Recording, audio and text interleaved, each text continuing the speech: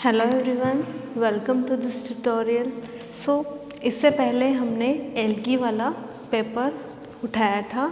तो इस पेपर में हमने अब तक क्या क्या पढ़ लिए। एक तो एल्गी के जनरल कैरेक्टरिस्टिक्स पढ़े थे हमने, उसके सामान्य लक्षण, ठीक है। उसके अलावा हमने उसमें पढ़ा था उसका क्लासिफिकेशन जो स्मिथ ने दिया था, तो स्मिथ का क्लासिफिकेशन हमने पढ़ लिया। वो किस किस प्रकार के आवास में या हैबिटेट में पाए जाते हैं, वो हैबिटेट्स हमने पढ़ लिए। तो एल्गी में हमने क्या क्या कवर कर लिया, जनरल कैरेक्टरिस्टिक्स, उसके क्लासिफिकेशन, देन उसके हैबिटेट, और उसके बाद में उसमें डिफरेंट टाइप के जो थैलस ऑर्गेनाइजेशंस होते हैं या डिफरेंट टाइप के थैलस या सुकाए पाए जाते हैं, वो हमने पढ़ लिया। फिर हमने पढ़े थे एल्गी में पाए जाने वाले विभिन्न प्रकार के पिगमेंट्स। तो पिगमेंट्स के क्या कार्य होते हैं कि जो एल्गी या एल्गल सेल्स में जो कलर होता है, वो कलर उन पिगमेंट्स के द्वारा ही दिया जाता है। तो हमने उसमें पिगमेंट्स पढ़ लिए थे। उसके बाद में हमने उसमें पढ़े थे रिजर्व फूड या संचित भोजन। तो जो इससे जस्ट पहले वाली क्लास थी उसमें हमने इसमें कवर किए थे एल्गी में पाए जाने वाले रिप्रोडक्शन,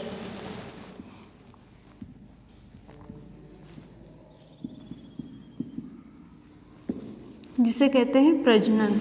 तो जिस प्रकार फंजाई में तीनों टाइप से रिप्रोडक्शन होता है, वेजिटेटिव, सेक्सुअल एंड असेक्सुअल, उसी टाइप से एल्गी में भी या एल्गल सेल्स में भी तीनों टाइप का रिप्रोडक्शन देखा गया है। कौन कौन सा? Vegetative, asexual and sexual.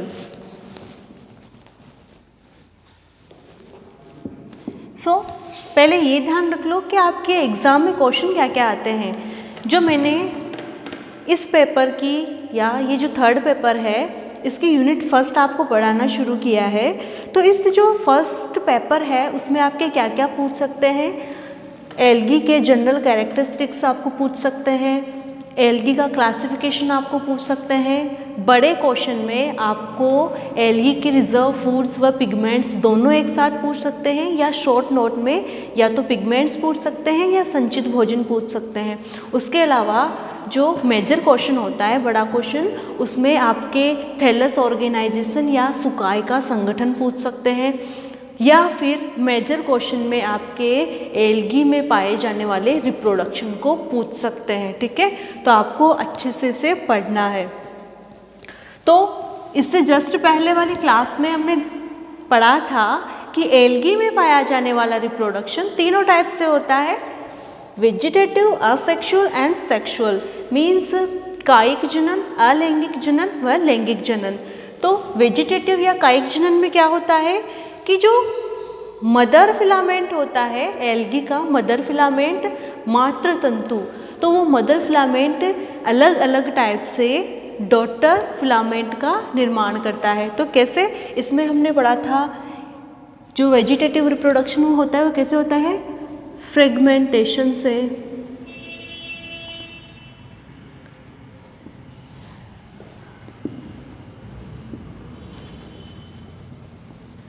Budding से,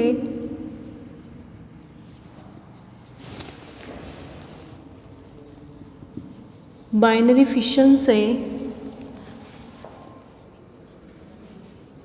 अमाइलम स्टार से, प्रोटोनिमा से, सेल स्प्लिटिंग से,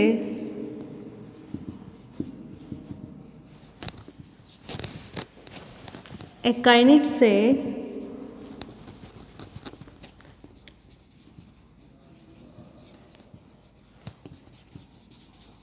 होमोसिस्ट से, आदि टाइप से एल्गी में वेजिटेटिव रिप्रोडक्शन हमने पढ़ा था।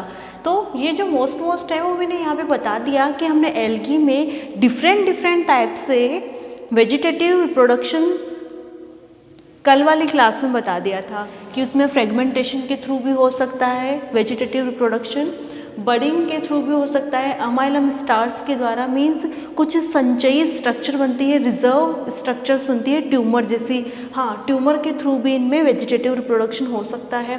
तो प्रोटोनिमा, सेल स्प्लिटिंग, हार्मोगोन्स, होमोसिस्ट आदि के द्वारा इसमें वेजिटेटिव रिप्रोडक्शन होता है।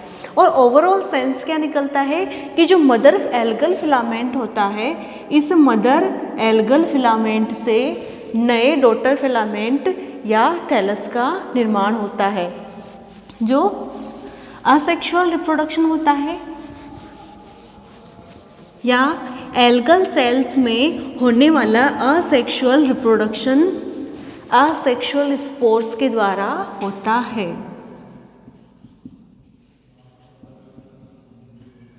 असेक्सुअल स्पोर्स अलैंगिक बीजाणु। कोशिश करना आपको ये टर्म्स ऐसे ही याद हो। तो एल्गल सेल्स में या एल्गी में होने वाला रिप्रोडक्शन असेक्सुअल स्पोर्स के द्वारा होता है। और ये कैसे होता है? जैसे कि जूस्पोर, ये यहाँ पे मैं डिफरेंट स्पोर्स बता रही हूँ और इनके बेसिक कैरेक्टर्स मैं आपको बता दूँगी ताकि आपको ये पता रहे कि एल्गल सेल्स में या एल्गी में होने वाला अलैंगिक या असेक्सुअल रिप्रोडक्शन स्पोर्स के द्वारा तो होता ही है और किन किन स्पोर्स के द्वारा होता है वो आप यहाँ पे पढ़ना। Zoospore, aplanospores, ऑटोस्पोर्स,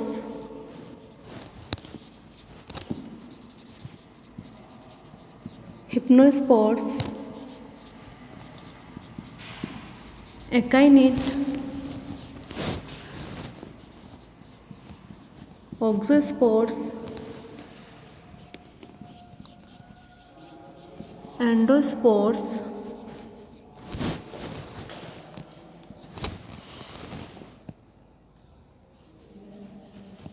कार्पोस्पोर्स, cell division, and last one is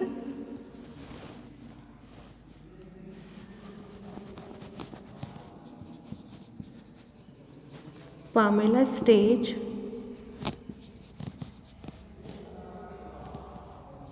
oxospore, cell division and exospores. So algae या एल्गल सेल्स में होने वाला असेक्सुअल रिप्रोडक्शन असेक्सुअल स्पोर्स के द्वारा होता है। और ये असेक्सुअल स्पोर्स कौन कौन से हैं वो देख लो आप। Zoospores, aplanospores, autospores, hypnospores, akinete, palmella stage, auxospores, endospores, carpospores, cell division and exospores आदि के द्वारा एल्गी में अलैंगिक जनन किया जाता है। अब सबसे पहले हम पढ़ते हैं जूस्पोर्स के लिए। तो जूस्पोर्स मैंने पहले की क्लासेस में बता दिया था कि जूस्पोर्स कैसे होता है, मोटाइल होते हैं। तो सबसे पहले हम जूस्पोर की बात करें तो ये जो एल्गल सेल्स में जूस्पोर्स बनते हैं यह असेक्सुअल रिप्रोडक्शन के समय बनने वाली मोस्ट फेवरेबल स्ट्रक्चर होती है या मोस्ट फेवरेबल मीन्स अनुकूलित, एकदम अनुकूलित। जब एल्गल सेल्स में अलैंगिक जनन चल रहा होता है तो ये जो जूस्पोर्स बनते हैं ये एकदम अनुकूल परिस्थितियों में बनते हैं। मीन्स असेक्सुअल या अलैंगिक जनन की अनुकूल परिस्थितियों में ही जूस्पोर्स का निर्माण होता है। ये मोस्ट फेवरेबल स्पोर्स होते हैं। ये कैसे होते हैं, मोटाइल होते हैं। मोटाइल होंगे इट मीन्स इनमें क्या पाई जाती है, फ्लैजिला। ठीक है, तो इनमें फ्लैजिला पाई जाती है और इनमें न्यूक्लियस पाया जाता है, इनमें खुद का केंद्रक पाया जाता है, इसमें क्रोमेटोफोर्स पाए जाते हैं, मीन्स इसमें पिगमेंट्स पाए जाते हैं। ठीक है, और इनमें रिजर्व फूड्स भी पाए जाते हैं। तो देखो आप अगर जूस्पोर्स की बात करें तो असेक्सुअल रिप्रोडक्शन के दौरान मोस्ट फेवरेबल स्ट्रक्चर जूस्पोर्स बनती है और ये मोटाइल होते हैं, साथ ही कैसे होते हैं, ये गोल प्रकार के भी हो सकते हैं और ये अलग अलग प्रकार के होते हैं और मतलब शेप और साइज में अलग अलग। और इनमें फ्लैजिला पाई जाती है, क्योंकि मोटाइल है तो फ्लैजिला पाई जाती है। न्यूक्लियस पाया जाता है, इनमें क्रोमेटोफोर्स पाए जाते हैं और इनमें संचित भोजन भी पाए जाते हैं। जैसे कि मैं बात करूं zoospore, for example Ulothrix. Ulothrix में जूस्पोर्स बनते हैं, तो ये ऐसे दिखाई देते हैं। ठीक है, ये है फ्लैजिला, ये है यूलोथ्रिक्स की सेल। अब देखो, ये तो बात हुई जूस्पोर की। अब अप्लेनोस्पोर गोल होते हैं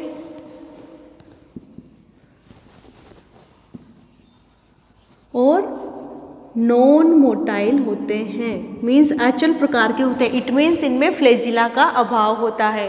जहाँ जूस्पोर्स चल प्रकृति के होते हैं, अप्लेनोस्पोर नॉन मोटाइल होते हैं, गोल होते हैं।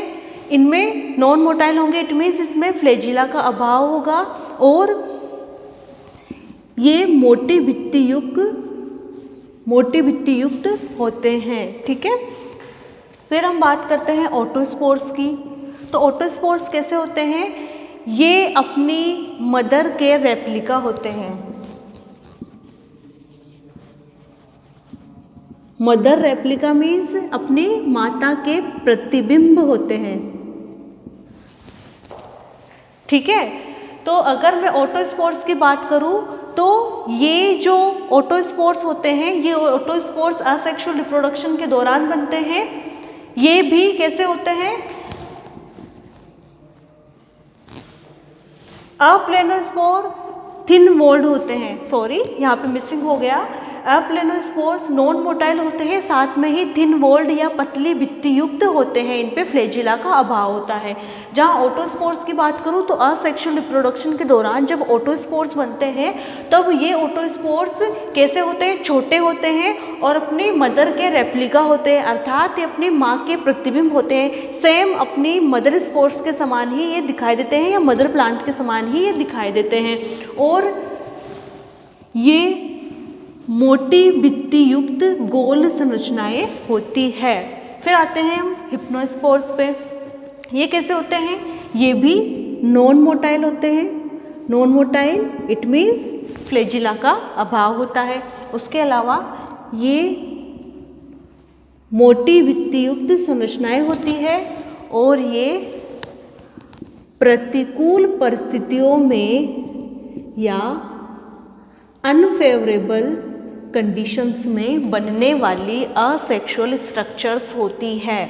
सो हिप्नोस्पोर्स की अगर हम बात करें तो ये नॉन मोटाइल होती है, थिक वॉल्ड होती है, मीन्स मोटी भित्ति युक्त होती है और ये प्रतिकूल परिस्थितियों में बनने वाली अलैंगिक संरचनाएं होती है, जैसे कि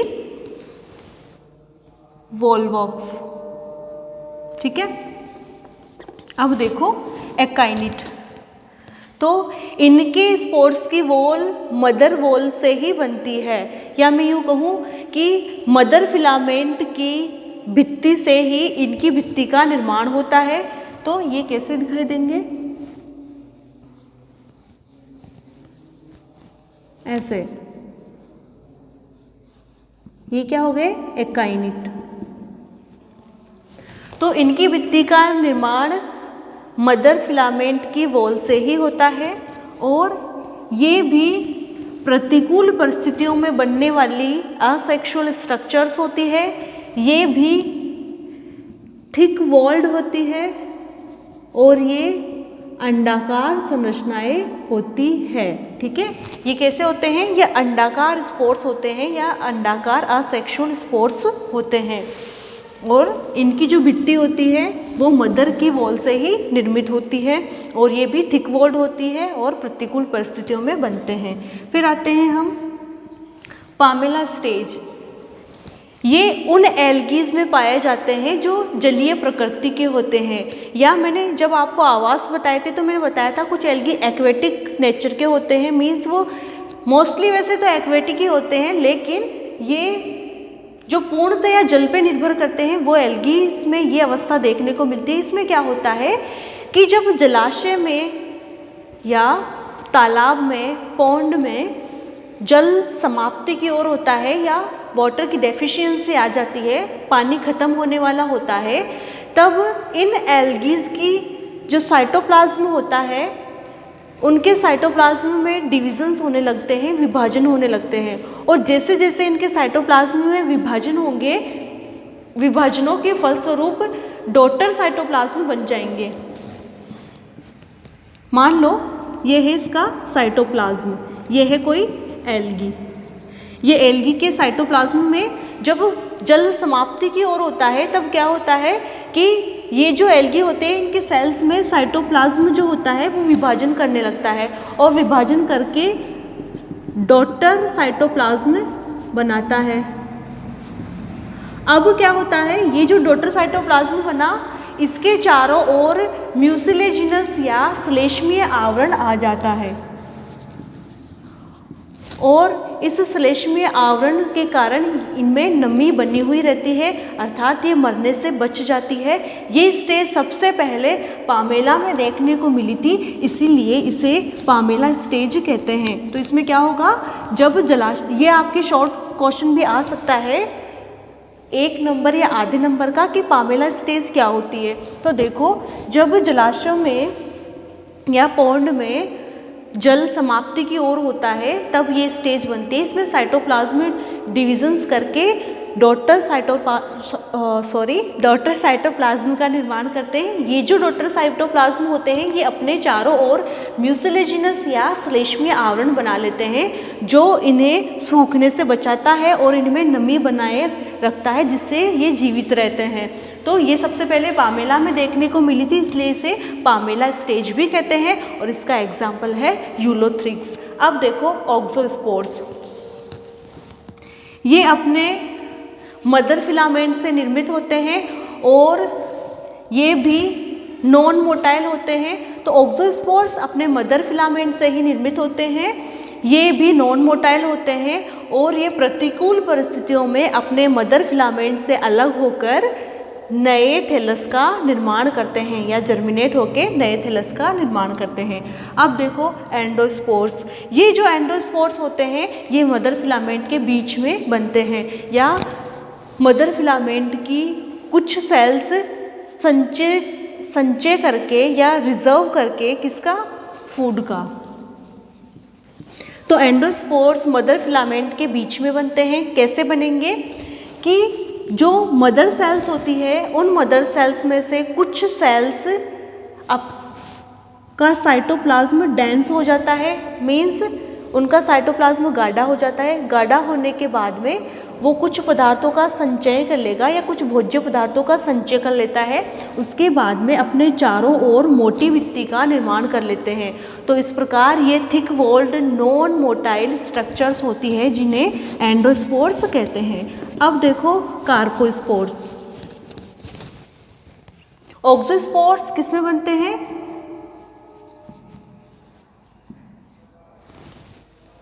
बेसिडियोमाइसिटीज के सदस्य में या बेसिलेरियोफाइसी में। जो एल्गी की बेसिलेरियोफाइसी क्लास होती है उस बेसिलेरियोफाइसी में, उस क्लास में ऑक्सोस्पोर्स का निर्माण होता है। अब देखो कार्पोस्पोर्स, कार्पोस्पोर्स का निर्माण कार्पोगोनियम में होता है। ये हैप्लॉइड या डिप्लॉइड कैसे भी हो सकते हैं। तो अगर मैं बात करूँ कार्पोस्पोर्स का, तो कार्पोस्पोर्स का निर्माण कार्पोस्पोर्स का निर्माण कार्पोस्पोरियम में ही होता है, मीन्स इनकी बीजाणुधानी में ही इनका निर्माण होता है। और ये हैप्लॉइड या डिप्लॉइड दोनों हो सकते हैं। ये मोटाइल नेचर के या नॉन मोटाइल नेचर के हो सकते हैं, ठीक है। मोस्टली ये नॉन मोटाइल नेचर के होते हैं, लेकिन ये हैप्लॉइड या डिप्लॉइड हो सकते हैं।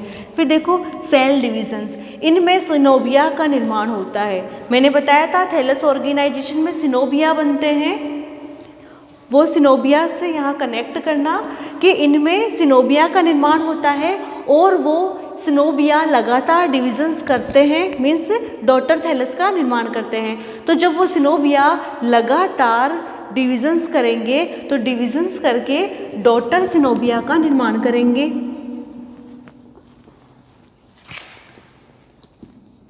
ये जो डॉटर सिनोबिया होते हैं, जो डॉटर थैलस होते हैं, जो बाद में वृद्धि करके या विकास करके डिविजन्स करते हैं और डिविजन्स करके एक नए थैलस का या नए एल्गल फिलामेंट का निर्माण करते हैं।